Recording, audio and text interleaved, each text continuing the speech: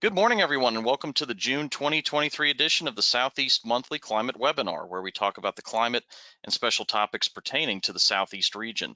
My name is Chris Furman. I'm the Regional Climatologist with NOAA's Southeast Regional Climate Center, and I'll be giving a climate overview of the past month. Our other speakers today are Jeff Dober from the Southeast River Forecast Center, who will provide a water resources update, Pam Knox from the University of Georgia, who will provide an agricultural impacts update, and this morning, we're pleased to have Matthew Rosencrans from NOAA's Climate Prediction Center, who will be discussing the 2023 hurricane season, which is already well underway. So again, thank you all for joining us. Just a reminder to type your questions and comments into the question box at any time, and they'll be answered at the end. Also, a recap email of this webinar will be sent out with a YouTube link to the recording in the next couple of days. All right, so let's get started with an overview of the climate. So continuing the trend from last month, we see the temperatures across the Southeast region were below average over the past 30 days, especially across parts of Virginia and the Carolinas, where some locations were more than 5 degrees below average. On the other hand, temperatures were quite warm across the southern tip of Florida and especially warm across the Caribbean. Key West, Florida is off to its fourth warmest start to the month of June, while San Juan, Puerto Rico is off to its warmest start to the month in a record going back 125 years. And it hasn't just been hot in the Caribbean, it's been downright sultry. Since June 1st, there have been over 15 excessive heat warnings issued across the island of Puerto Rico, with heat indices approaching 110 degrees in some places. In terms of precipitation, much of the region was wetter than normal for the second straight month, owing yet again to the passage of multiple frontal boundaries and low pressure systems. Several locations recorded 5 to 10 inches of rain over the past month, while a few locations across the Big Bend of Florida recorded over a foot of rain. Most other locations in the Southeast were near average to slightly below average in terms of precipitation. However, parts of South Florida and much of the Caribbean were well below average over the past month. St. Croix in particular has been exceptionally dry. Since January 1st, the airport has received just under 5.5 inches of rain, which is now the driest start to the year in a record going back to 1951. Looking at the drought monitor, we've seen an expansion of abnormal dryness and moderate drought across the interior of the region, especially across Tennessee, as well as across northern Alabama, Virginia, and parts of eastern North Carolina. Improvements were noted across southern Georgia and in particular across the peninsula of Florida, where cooler than average temperatures and generally wet conditions to start the rainy season led to as much as a 3-category improvement in the drought monitor over the past several weeks. Looking in the Caribbean, we see a contraction of drought across Puerto Rico, with severe drought emerging in the northwest, where precipitation has only been about 25% of normal over the past 2 months. Abnormal dryness has also emerged across the eastern side of the island. Across the Virgin Islands, we see severe drought persisting across St. Thomas and St. John, while exceptional drought has emerged across St. Croix. And while the drought monitor record on the Virgin Islands only goes back to the spring of 2019, this marks the first time that exceptional drought has been observed on the Virgin Islands.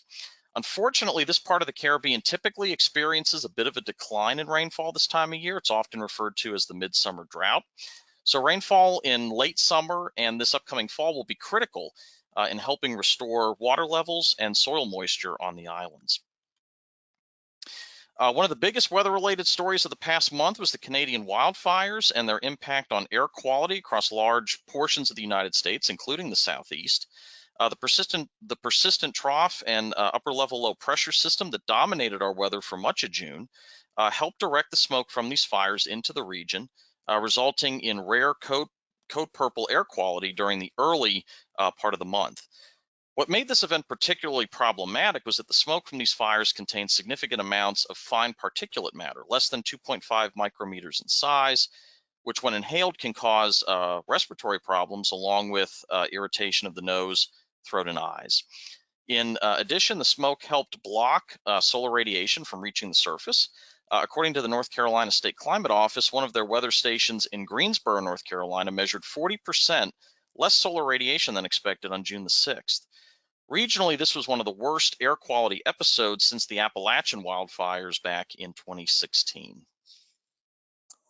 The active weather pattern over the past several weeks has also led to numerous reports of severe weather. Through the first 25 days of the month, the number of high wind reports is about 40% higher than the median monthly frequency over the past 2 decades, while the number of hail and tornado reports is more than 2.5 times the monthly average.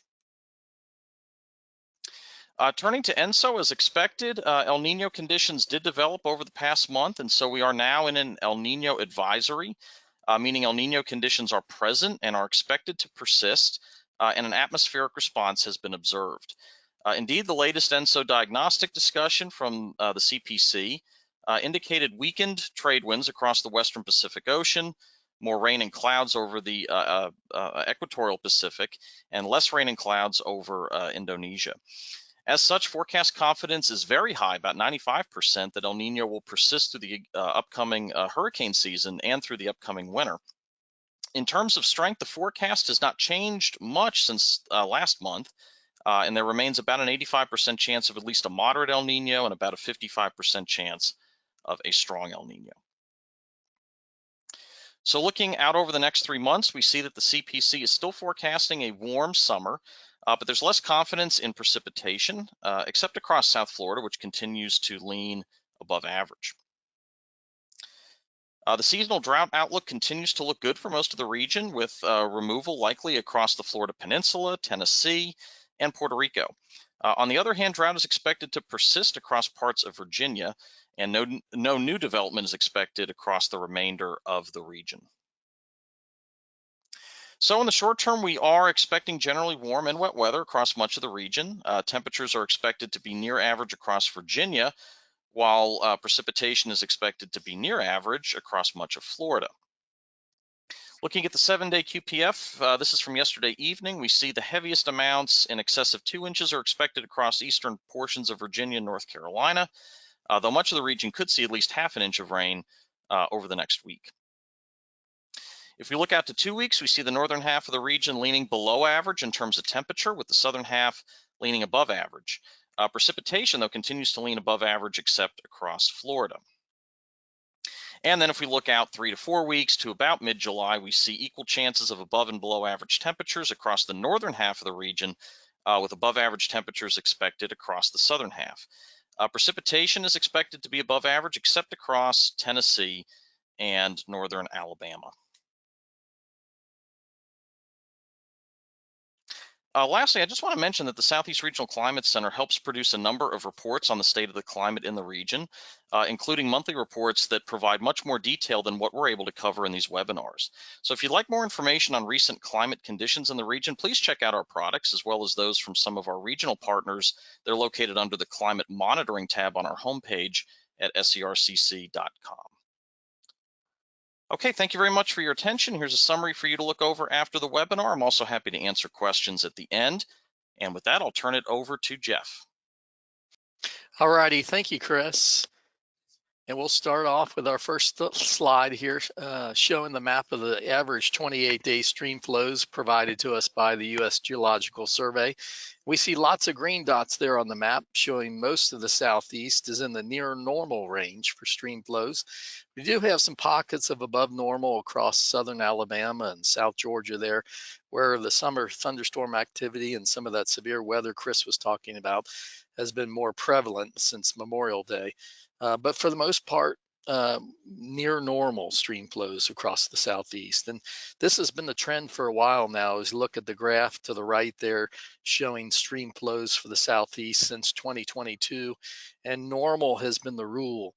Actually, 85% of the days since 2022, we've had the 28-day average stream flows in the normal range, which is pretty considerable.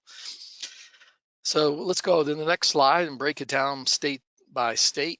And we'll start into the west there in Alabama and show you, for the most part, the stream flows. That's the black line there, falling in the near normal range for Alabama as well as Georgia. And for Florida, we did have Florida during March and into May tread that below normal range there in the sort of tan color. But since Since Memorial Day, we've seen the thunderstorm activity pick up and the wet season begin, and stream flows in the normal range. Working east now into the Carolinas, if we go to the next slide, and we'll show you much of the same story here in the normal range for South Carolina, North Carolina, as well as Virginia. So where are we looking at as far as river flooding currently? We'll go to the next slide here and show you the southeast river conditions current map here as of yesterday morning, and we can see some yellow and orange squares there, meaning some high water in some of the coastal areas, smaller coastal rivers, as well as some of our bigger rivers where we're seeing some flooding in the lower PD, lower Santee, and lower Savannah. This is mostly typical for this time of year to have some nuisance river flooding, especially with the latest thunderstorm activity. So we'll go on to the next slide and we'll see we're in week 26. This is the river flood climatology, or what is typical. And this is sort of the downtime for river flood activity as an average for the southeast. The exception, as we've noted in the past, going to the next slide, is the Florida Peninsula, where we've started the wet season, and this sometimes brings river flooding. Again, we're in week 26. Have not seen it yet this year as far as the pickup in river flooding, but we'll have to watch over the next several weeks based on what climatology tells us. And talking about climatology, next slide, let's talk about the tropical storm climatology. And this is a graph we showed last month, but thought we could again share it again this month, given the NOAA hurricane forecast of 12 to 17 named storms on May 25th, they published. So given that 12 to 17 named storms and knowing we'll have typically 1 in 4, maybe, then we're talking about potentially maybe 3 to 4 storms for the southeast this year based on 1 in 4 typically we see. And if we go to the next slide, and maybe 1 or 2 causing widespread flooding. This is based on the climatology that tells us 1 in 9 storms, Atlantic storms, produce widespread flooding for the southeast. Now, where will that be? Hard to say, and that's why we have to be always prepared. When will it be? Let's go to the next slide, and climatology can tell us something there as well. Most likely mid-September. This is the chart that shows the tropical activity for the southeast by region for each week of the year. And we see we have the early season and then the more pronounced typical season in September. So the answer there, the southeast almost always sees a tropical system in September, and that's most likely when we'll see potentially the system that brings us some flooding. But we'll have to wait and see, of course. And we go to the next slide here, and let's finish up. And so what we're looking for as far as the summer flood season and water resources, more of the same, more normal, more what is typical, which says we'll have some isolated river flooding, but not widespread unless we get a tropical system, which is always a threat, especially in September. River flooding is much more typical in the Florida Peninsula, especially around the Tampa area this time of year as the wet season begins. So that's all I have right now, and we'll go to the summary here. You guys can read through the summary, but I'll go ahead and pass it on to Pam. All right, well, thank you, Jeff, and good morning, everybody. It's a beautiful blue sky day here in Athens with no clouds at all, and it's going to be hot. I'm going down to Donaldsonville this morning, or after the meeting today, and the dew point there was 78 and on its way up, I think. So it's going to be a scorcher. And if you are working outside today, make sure that you have lots of water and sun protection as well. So let's jump right into agricultural impacts. It's been an interesting month. Of course, everything is in high gear right now with agriculture. The wetter conditions that we have accelerated the development of fungal diseases. I've seen reports of both southern corn rust and soybean rust in the last week. So those under the really warm and humid conditions, they will expand rapidly and farmers will have to get out and stay on top of those. I know it's been hard to get into the fields because it's been so wet. And so a lot of herbicides and pesticides are behind schedule. In fact, if you look at the National Ag Statistics Summary, Georgia only had 2.9 days available for field work this last week, and Virginia had even fewer than that. So it just tells you how hard it is to get into the fields. Hopefully that will improve this week a little bit, and people can start to catch up. You might have to change what chemicals you use because of the time interval, but that's something you'll have to work with your local extension agent on. Weed growth has been also rapid because of the favorable conditions and not having treatments put on, and so that's been an issue. The weather conditions have led to improvements in the pasture. So, early in the season, we were feeding hay pretty late, but that for the most part has stopped now. But drying hay for next year has been a problem because we don't have a nice window of dry weather. And small grains have been too wet, too moist to harvest. The moisture levels are too high. That means they sit in the fields until they dry down, or people use dryers, and that's delayed the later soybean planting for people that are double cropping. And then, of course, we've had rounds of severe weather that's caused a lot of wind and hail damage. And so if we go on to the next slide, you can see just some of the damage from the hail. This is especially from the period from June 12 to 18. This is a map here that Eric Snodgrass put up on his Nutrient newsletter that shows the maximum hail size during that week-long period. And you can just see how much of the region was covered by hail, especially southern Alabama and southwestern Georgia. And some places got hail of several inches, and you can imagine that does tremendous damage. But even the small hail could cause a lot of problems. You see the picture on the left there is a picture of summer squash with a bunch of dimples on it from getting hit by smaller hail. You can't really sell that because it's not very pretty. And so that's an issue if your whole field has been gone from one hailstorm. And then the corn on the right there was also hit by hail. It's just about ready to go, but you can see it's got brown spots on it now, so it's not going to be very sellable. A lot of the corn and the cotton and peanuts got beat down by the hail as well, or by the wind, but farmers are really kind of watching because a lot of those crops could recover, and so it really just bears watching before you make the decision to go ahead and replant. It may come to that, but sometimes they grow out of it as well, so you have to watch that carefully. If we go on, the soil temperature has been relatively cool because the temperatures have been relatively cool. So that, I guess, is good. It does slow down the plant growth a little bit. Soil moisture, you can see on the right-hand side there, there's been some swaths of very wet conditions. This is the 20-inch soil moisture that's near the surface, reflects the recent rain events that we've had. About the only places that are dry are some areas up in North Carolina and Virginia and along the west coast of Florida there. So hopefully that will be drying out over the next few days as we see less rain. We go on. The growing degree days, as expected, has been a little bit behind the long-term average. This is a map on the left-hand side there that shows the comparison to historical values. This is just for the last 30 days. You can see most of Florida and a lot of the Georgia coastal plain have been below the long-term average for growing degree days. There's a few areas that are above.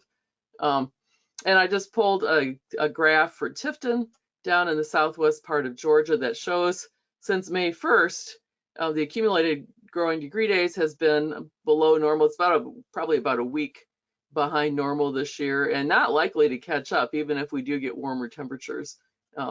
But we still should do pretty well, I think, by the end of the season. So you can go check out that for your own area using the link that's on there. If we go on, here's my summary. You could take a look at that later. Things look good. It's high season, so farmers are working hard to get things going in the fields. And it's my pleasure now to introduce our guest speaker, Matthew Rosencrans, who's going to talk a little bit about hurricanes. And so take it away, Matthew. All right, good morning, everybody. We're going to talk about the NOAA's seasonal hurricane outlook. I just realized my webcam is not correct. That one. I have two webcams. There we go. So next slide. I just want to talk about the background of the hurricane outlook. It is a collaboration with many parts of NOAA. For the Atlantic outlook, we are heavily involved with the National Hurricane Center and the Atlantic Oceanographic and Meteorological Laboratory, which is in Florida, just Virginia Key outside of Miami. We also are heavily involved with our IT counterparts and our communications folks as well. So kind of giving thanks to them. Next slide.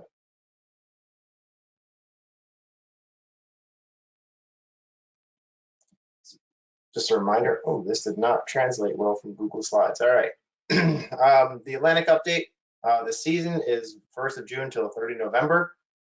We do issue an outlook in the last Thursday of May, and then we will update that outlook in the beginning of August. We're looking about, right now when I look at the calendar, the most probable date is August 10th. It could go a day or two earlier than that, depending on data availability. I need to have all the data analysis up through July summarized up and ready to go, so that way we can make the outlook for August, September, and October, the core of the hurricane season, during which about 90% of your tropical storms in the Atlantic form during August, September, and October. Next slide. Seasonal hurricane outlooks. The reason we issue them in May, if you look on the chart on the left, the end of May gets us before about 98%, 99%, depending on the exact period of analysis of activity. If we issue the end of May, and then by updating the beginning of August, we are still before 90% of the activity. June and July typically comprise one tropical storm each. If you look on the climatology for July, it's about one tropical storm a year. And June is even less than that, about one tropical storm every other year. We have had a lot of development recently in June this year and the past couple of years, because we're in an active era. And I'll go through a little bit about active eras and inactive eras in some later slides. You can see here that the peak of the hurricane season, when going back to 1944, is September 10th. September is your busiest month, typically giving us 3 to 4, more closer to 4 by the time you round it off, named storms, and 2 to 3 hurricanes. Just in the month of September, August and October are about equal, giving us another 2 to 3 named storms and another 1 to 2 hurricanes on average in each one of those. And then recently, we have had some activity extended to November in some recent years. Next slide. So this is the climatology of tropical storms. On the upper left is July. Normally, we do have some formations in the Gulf of Mexico and off the east coast of Virginia and North Carolina, potentially on the east coast of Florida as well. And as we get into August, we shift. You start to see some more of the deep tropics formations.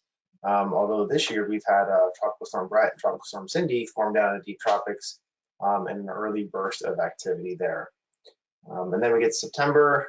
That's kind of our more classic formation regions, where the main development region down in the deep tropics has a lot of impact. But you can still get some impact, some development in the Gulf and off the east coast of the US. Sometimes there are even tropical depressions down in the main development region, and they eventually become tropical storms as they move further north and west. Then we turn back to October. You actually start to see more formations towards the Gulf of Mexico, the Western Caribbean, and off the east coast, the southeast coast of the CONUS. And that's really due to many of those in late October will form on the end of cold fronts that come down as the mainland part of the U.S. starts to transition from summer to fall. You'll get cold fronts that come down and bring in the cool air. But some of those fronts, as they get down over the Gulf of Mexico, can serve as trigger points for the formations of late season tropical storms. So next slide. Hurricanes, so this is the same graphics, just with only subsetted out for just hurricanes. You can see in July, not many hurricanes, but there is still that preference for Gulf of Mexico and off the kind of southeast coast. And then as you start to get into August, in the kind of bottom left, you'll start to see some off the east coast of the U.S. is where you have most of your hurricanes when they actually transition to hurricanes. They are quite often tropical storms down in the main development region and in the Caribbean. And then they actually intensify as they get up towards the southeast coast. That happens quite often with a lot of these storms, where they will intensify right off the coast of the U.S. As just before making landfall.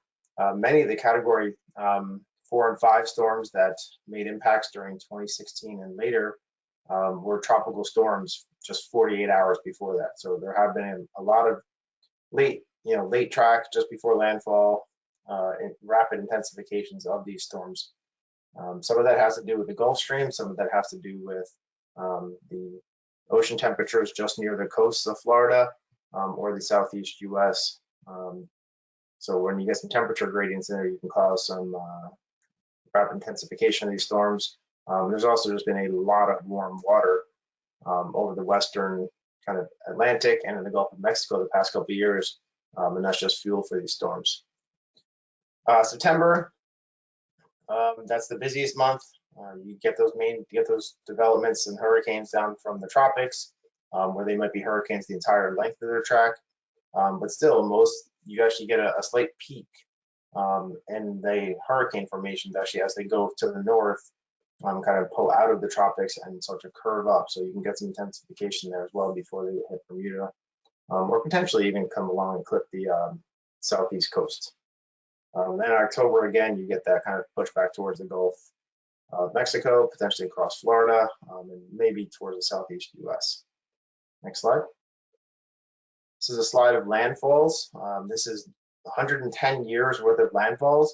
So you can see the relative high density of landfalling tropical storms along the southeast, on the eastern coast of Florida, and then around to kind of Monroe County on the southwest coast of Florida. But for the rest of the southeast, there's a relative minimum in the Savannah area and down and up to Charleston, and then another relative maximum in the Outer Banks and the eastern coast of North Carolina. Doesn't quite get to the levels of South Florida, but it is the second most popular area second most frequently hit area of tropical storms in the U.S. is the Outer Banks of North Carolina. So just a reminder now that we've seen kind of for the last 100 years, where have things formed, where have they gone? So next slide. Let's talk about this year a little bit more. Our seasonal hurricane outlook is for 12 to 17 named storms, 5 to 9 hurricanes, and 1 to 4 major hurricanes. We have had 4 storms as of 6/26. We have Arlene, Brett, and Cindy were tropical storms, and there was a storm in January. It was not named, but it is the #1 storm for the 2023 calendar year. So we have had 4 storms on record, but it will be an unnamed storm. We haven't had many unnamed storms recently.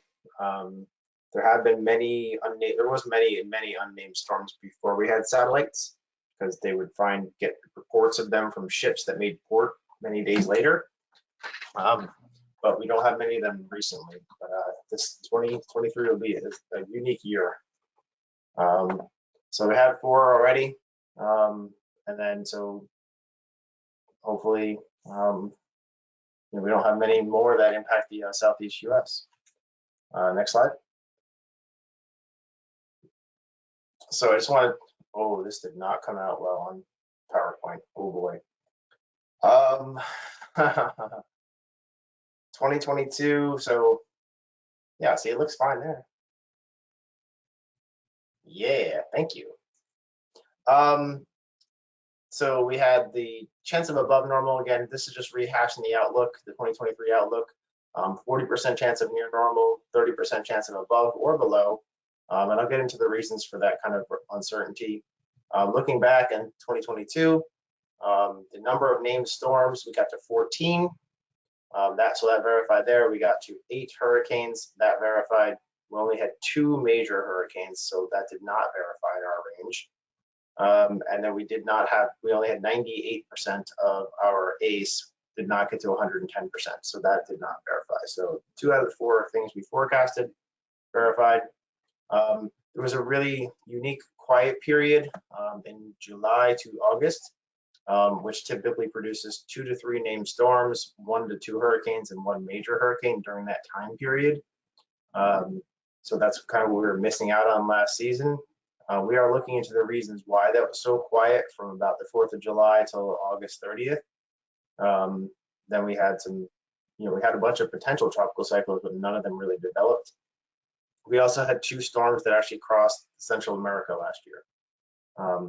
And then, of course, we all know we had Hurricane Ian that made landfall in Florida and caused a lot of damage there. So it was a quiet year in some ways, but busy if you're a storm team near you, which is a theme during many tropical storm years. Even like 1992 was quiet overall, but if you were in South Florida, it was not a quiet year for you, where Hurricane Andrew did quite a bit of damage. Next slide. So again, this is kind of our outlook for this year in context. It goes from 70 to 145% of normal. So that means most of our forecast range is in the near normal area, with a slight chance of below and a slight chance of above.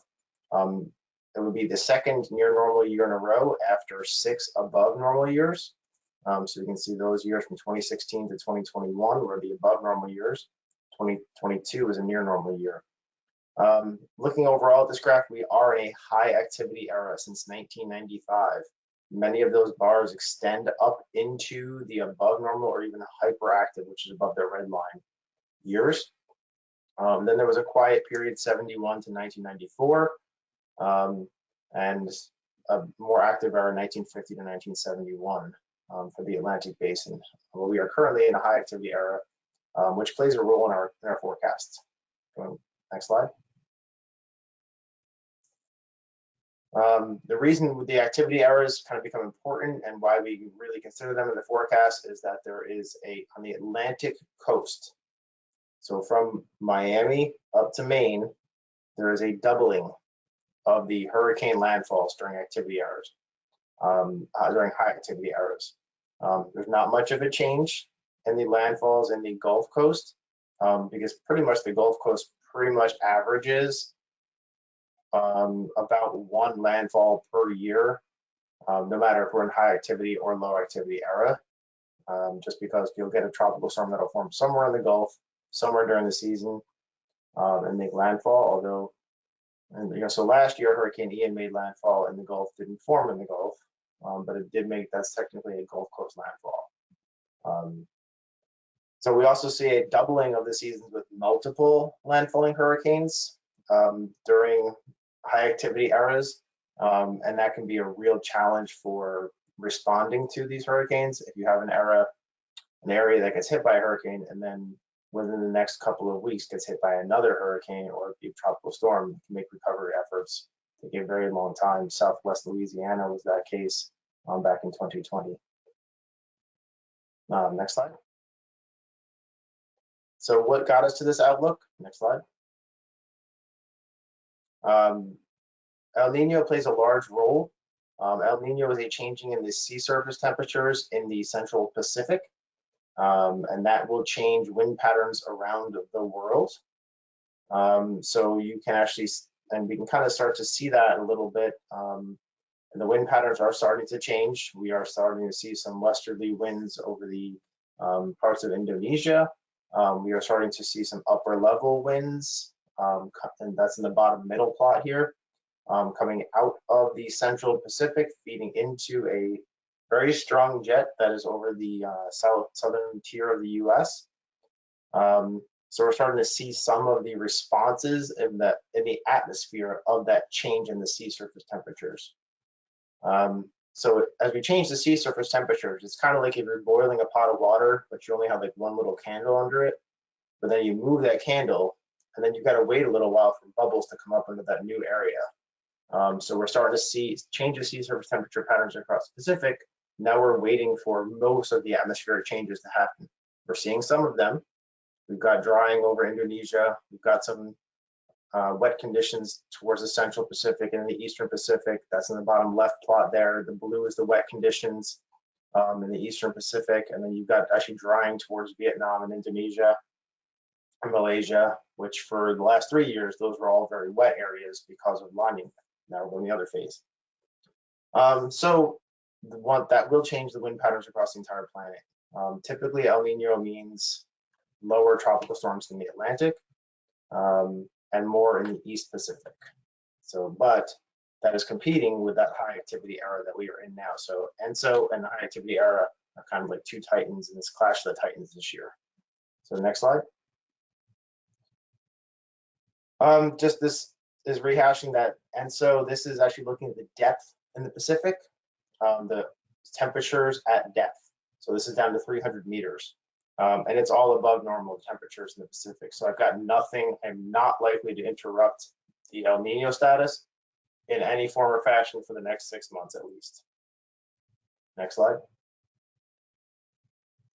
So that gives us a 95% chance of being in El Nino during the peak of the August, September, October hurricane season. So again, last year we had the one quiet period in August, or actually July into August, and that really took us from an above normal season down right into the core of almost perfectly near normal season. So we can have, missing 1 month can have a big impact. So right now we are looking at an El Nino, which should dampen activity during August, September, October. But we have the competing factors this year. So next slide. Again, this is a lot of our models that support us being in El Nino. The modeling centers on the representative models on the left, there's only 5 lines on there. That's because that's a summary plot. But actually I put, there's 100 and something members, 118 members that go into that. So 118 different model runs of the planet. And almost all of them end up pointing us to an El Nino during the August and October period and for much of the Atlantic hurricane season. The plot on the right is a statistical measure of the past scale of those. So it takes all the numbers on the left and makes a complete distribution for those. And it gives us almost no chance of being in La Niña and only a very small chance, about 10% chance of being in neutral. And that's really because there's one model in there, which is a purely statistical model that just looks at what was it the month before and what it will be the next, to predict what it is in the next month. It has no more information than that. So most of the models there are up around a half to 3/4 of a degree to 1 degree above normal. So they'd be solidly in the El Nino territory, and many of them are actually up in the moderate to strong El Nino territory. There's actually a 56% chance of being in a moderate to strong El Nino this year. Next slide. So while we have the El Nino in the Pacific, we also have these very warm sea surface temperatures in the Atlantic. Those are kind of competing. We are in El Nino as of June 8th.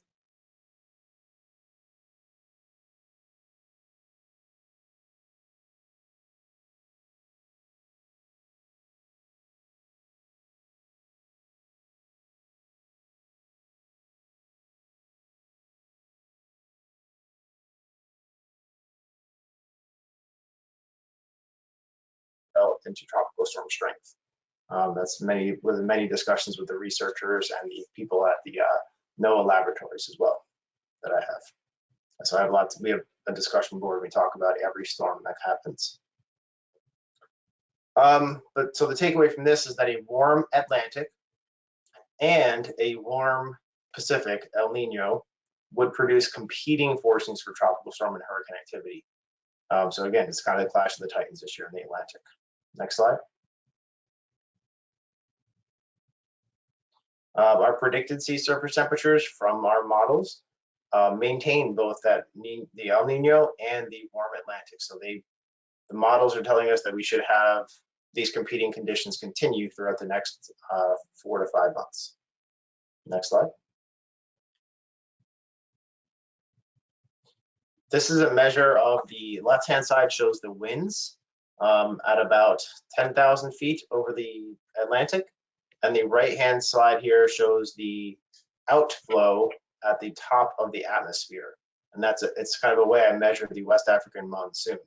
So the previous slide, we have El Nino, which should suppress tropical cyclone activity, warm sea surface temperatures, which enhance tropical cyclone activity, and now these measures here. So these measures here are telling me that I should expect kind of normal amounts of activity, because the West African monsoon, if I look at that on the right-hand plot, it's above normal because of the greens on the plot, but it wasn't a really early start. In the month of May, most of the West African monsoon was actually below normal. Now they're getting to where in the month of June, we're seeing it kind of near to slightly above. Hasn't been a real strong West African monsoon this year. During 2020 and 2021, the very active years, the West African monsoon had a very strong start and a very early start. So that's a kind of a key predictor that we look at. So right now, so West African monsoon would tell me looking more like a near normal season. Supportive of a near normal, maybe a little bit enhanced season, because there's still greens there, but not that enhanced. And the wind pattern, again, looks favorable for that as well, telling me we have reduced trade winds there. So that's another favorable sign for tropical cyclone formation. So you can see we have this mixed bag of above, near, and kind of suppressive signals for tropical cyclones in the Atlantic. Next slide. And this is just going to further detail that even back into May, we didn't see any, it was very suppressed over the West African area. And then into June, we started to see the kind of near neutral conditions. And then now we're seeing a bit of above normal, a bit of an enhanced West African monsoon, but not strongly enhanced. It's still the first shading of green. Last year I had blue. So I had, anomalies of -6 over West Africa, which is the scale only goes at a long-term, that's a long-term average for those. So next slide. And I can see this through the West African monsoon here, the plots here. There is a good amount of rain. If we look on the right-hand plot there, so there's some above normal rains there, but there's also pockets of below normal rain. And the West African monsoon rains have not pushed further north into Western Africa. So it tells me that there have been some good waves that have come off of Africa and some good background set up for the month of June. But again, it hasn't been nearly as strong as it was the past couple of years. But this June realm, does it kind of continue into the rest of the year, or does it not? Because if the June setup where it's just mildly enhanced continues through the rest of the year, then this will be a very favorable signal and could counteract some of the ENSO impacts. Next slide. Wind shear, another thing we're looking at. So wind shear is the difference in this plot, is the difference between winds at about 30,000 feet and the winds at about 5,000 to 6,000 feet. The red on this plot was showing where we had a lot of low amount of wind shear, and that's right where Tropical Storm Cindy and Tropical Storm Brett developed. So low wind shear is very good for tropical storms, because too much wind shear, which is the change in direction or speed of the wind, will tip over the thunderstorms or kind of tear apart any thunderstorms that could come together to then become the tropical storm. So you want low wind shear on this plot that will be favorable for tropical cyclone formation. So anywhere on this plot that is kind of in the warm colors would be favorable for tropical cyclone formation. The other side of this is we've seen very high wind shear across the Gulf of Mexico and the extratropical Atlantic. And that is likely to continue for the next couple of weeks. So I'm not expecting any tropical cyclone formation in the Gulf of Mexico for the next couple of weeks, which normally early season is where we would get those formations in June and July. There is a slight preference for tropical cyclone formations in the Gulf of Mexico and off the East Coast, as we reviewed in the earlier slides, but that's less likely this year due to that amount of shear that we're experiencing. So for the next couple of weeks, let's quiet there. Next slide. Forecast going forward is for some of that higher amount of shear to remain in the western Gulf of Mexico, but seeing reduced amounts of shear as you get out kind of east of Florida, down towards Cuba, and the greater Antilles. So we're seeing some reduced shear there. You can see the blue shear in the on the right-hand plot here. And overall about near normal amounts of shear, and even in both of these plots, when you take an average over the main development region where most of these strong tropical cyclones in the Atlantic form. So near normal amounts on this. So again, this is something pointing to a near normal season. Next slide. Nope, go back one. So this is kind of an overall takeaway slide. We are expecting high activity era conditions, warm sea surface temperatures, some near average vertical wind shear, weaker trade winds, above average sea surface temperatures, and a slightly stronger West African monsoon. So if you wanted a graphic, that's a quick takeaway. This is it. Next slide. This is just a sample of many of the models that we use that went into it. I'm not going to spend a lot of time explaining them, but we do have a lot of statistical models, hybrid dynamical models, and also the modeling centers and from our international partners as well. It's kind of it's a big group of scientists that kind of help make this outlook, and so I'm very thankful to them. Next slide. And this is a key takeaway. We are expecting a near normal season, 12 to 17 named storms, 5 to 9 hurricanes, 1 to 4 major hurricanes. Getting people to prepare now is key. Ready.gov, listo.gov if you would prefer to have that in Spanish. And hurricanes.gov/prepare will have a ton of information on how to prepare. And then during the season, hurricanes.gov is where all the hurricane watches and warnings will come out, and your local weather service office and your local emergency manager will have tailored information for your local region. So thanks, that's all I have. All right, great. Thank you so much, Matthew. And thank you to Jeff and Pam as well for their presentations. So we have time for questions. If anyone has questions for our presenters today, we can start in the chat. Kelsey, are there any questions in the chat? I don't see any questions in the chat yet, but we can give people a second to submit any that they have. Please add any questions that you have in the questions box. Yes, that'd be great. And I guess while they're coming in, I'll just go ahead and remind everyone that we'll have a summary of the webinar out here in the next day or so, along with the recording. So if you want to get the slides, if you want to follow up with any of the presenters, their contact information is there, so you can certainly do that. Our next webinar, or the next set of webinars coming up here over the next couple months, we'll be talking about drought, streamflow, water availability here over the next couple months, and then we will announce the September presentation hopefully next month. So that's what's coming up. And of course, if you have any comments, questions, anything you'd like to see improved with our webinar series, please let us know. You can contact Meredith, myself, Kelsey. We'll be happy to talk to you about that.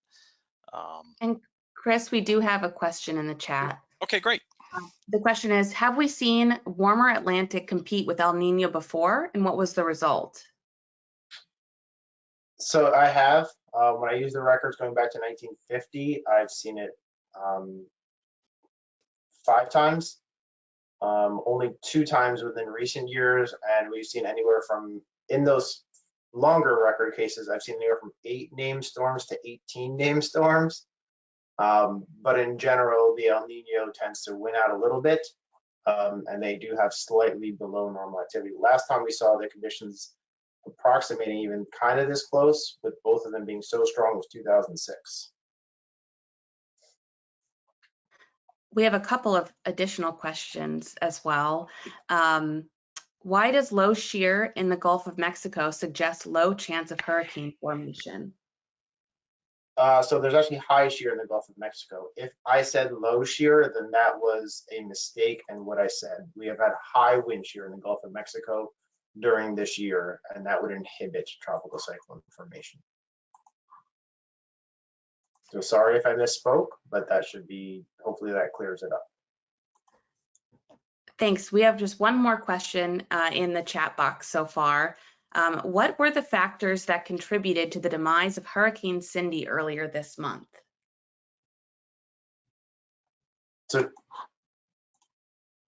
So which was the Cindy that was out there just a couple of days ago?